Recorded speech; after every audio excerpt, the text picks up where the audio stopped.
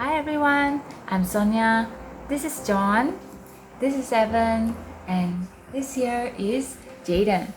Today we are going to do a short devotion, and we'll be reading from the Joshua 1, verse 1 to 9. Evan, would you like to start? Okay. After the death of Moses, the servant of the Lord said to Joshua, son of Nun, Moses, my servant, is dead. Now then, you and all these people get ready to cross the Jordan River into the land I am going to give to the Israelites. I will give you every place where you set your foot, as I promised Moses. Okay, Mommy.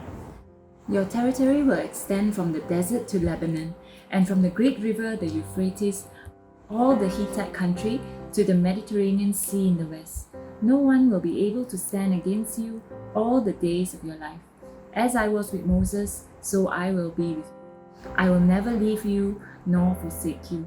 Be strong and courageous, because you will lead these people to inherit the land I swore to their ancestors to give them. Verse 7. Be strong and very courageous. Be careful to obey all the law my servant Moses gave you. Do not turn from it to the right or to the left, that you may be successful wherever you go. Keep this book of the law always on your lips.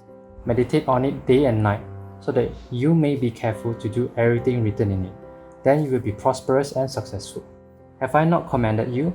Be strong and courageous. Do not be afraid, do not be discouraged, for the Lord your God will be with you wherever you go. So this passage happened when Moses has already passed away, and now Joshua has been asked to take over the helm and lead the Israelites to go into the promised land. Joshua has seen a lot of miracles in his life, and he's actually encountered a lot of things. But if you read this passage, what you see happening again and again is that you see the word, be strong and courageous. Be strong and courageous. Be strong and courageous.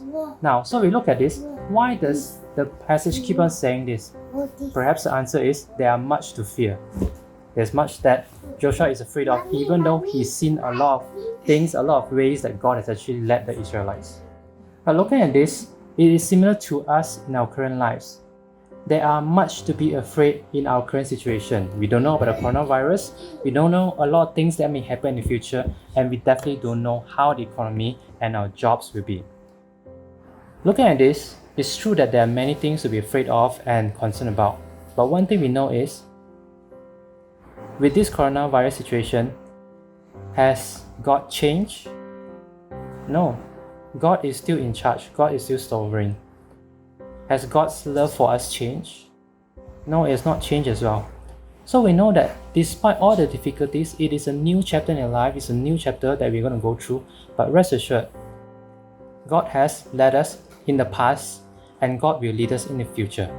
Just as God led the Israelites through Moses last time, God will lead the people through Joshua in these current times. Whatever happens, God will always be there. So our faith and our courage is not just a blind faith.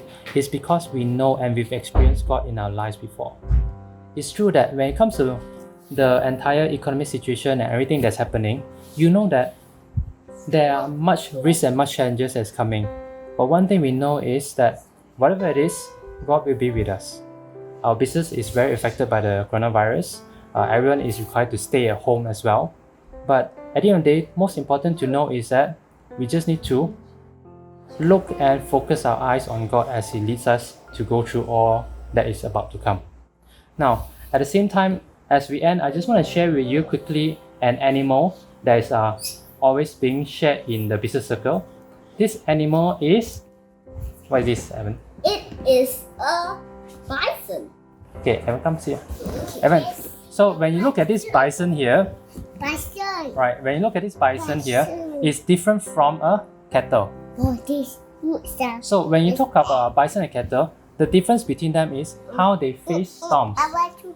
Now, when you talk about how they face storms, when a cattle sees the storm, what it will do is it will run away from the storm.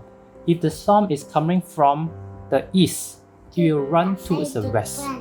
So imagine if you're the cattle and you're running away from the storm and you're not very fast, as the wind blows, you are actually running But at the end of the day, you'll be in a storm longer because the storm will overtake you and you're actually running together with the storm. That is what happens. But for the bison, somehow God made in a way whereby when he sees a storm, what it will do is he They will will actually run towards the storm. you run towards the storm. Now, so when you run towards the storm, They'll be safe. they'll be safe because as you run towards the storm, you're actually going faster into the storm. But because both the storm and the bison are going different directions, what will happen is they will actually be able to cross and pass the storm faster. So similar to us in our life groups, in our lives, in our business as well, it's better for us to face our challenges head on instead of just staying passive and let things go through. So perhaps as a family, as businesses consider what to do, as churches, as life groups consider what to do and how we actually were to come out of this situation stronger, let's always remember, first thing is be strong and courageous because Jesus is with us, because God is with us. Number two, it's better for us to face our challenges head on and try to solve the issues together as a family. Because God has not left us alone, and it's not just God and us. We have a family, we have life groups, we have the church. So let's work together and actually solve all our issues and come across this stronger so that God's glory may be reflected.